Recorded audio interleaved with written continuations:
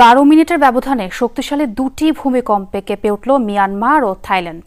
শুক্রবার 7.7 মাত্রার ভূমিকম্প অনুভূত হয় মিয়ানমারে। এরপর অনুভূত হয় 6.4 মাত্রার আরও একটি আফটারশক। এখন পর্যন্ত 25 জনের প্রাণহানির খবর জানিয়েছে দেশটি। পরিস্থিতি সামাল দিতে আন্তর্জাতিক সহায়তা চেয়েছে সামরিক জান্তা। 6 অঞ্চলে জারি করা হয়েছে জরুরি অবস্থা।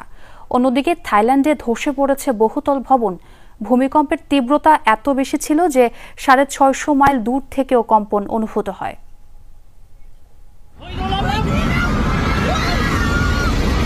তাসের ঘরের মতো ভেঙে পড়ে এই বহুতল ভবন থাইল্যান্ডের প্রাণকেন্দ্রে অবস্থিত।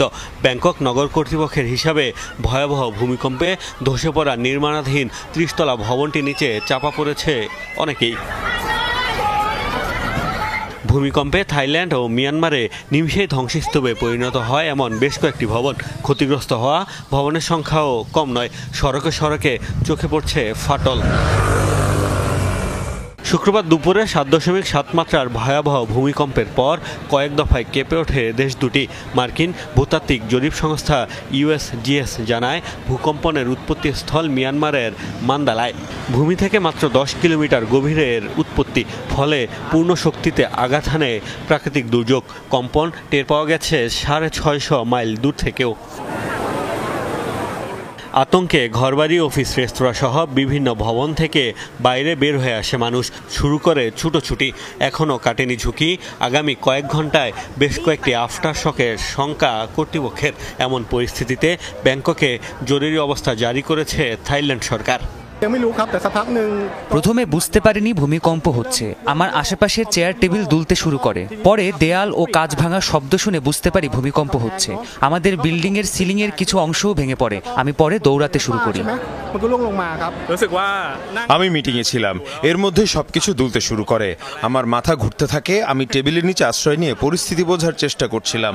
পরে আমাদের নিরাপদে বের করে আনা হয়। হঠাৎ দেখলাম আমার পাশের ভবনটি নড়তে শুরু করে।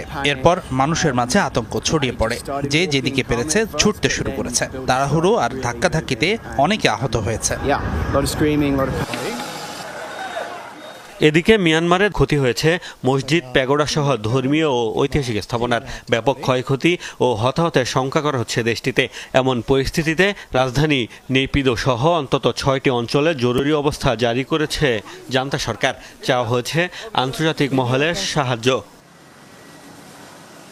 এরই মধ্যে দুই দেশে শুরু হয়েছে উদ্ধার তৎপরতা। যোগ দিয়েছে রেডক্রস সহ বিভিন্ন স্বেচ্ছাসেবী সংগঠনের কর্মীরা। মোস্তফা মাহমুদ, যমুনা।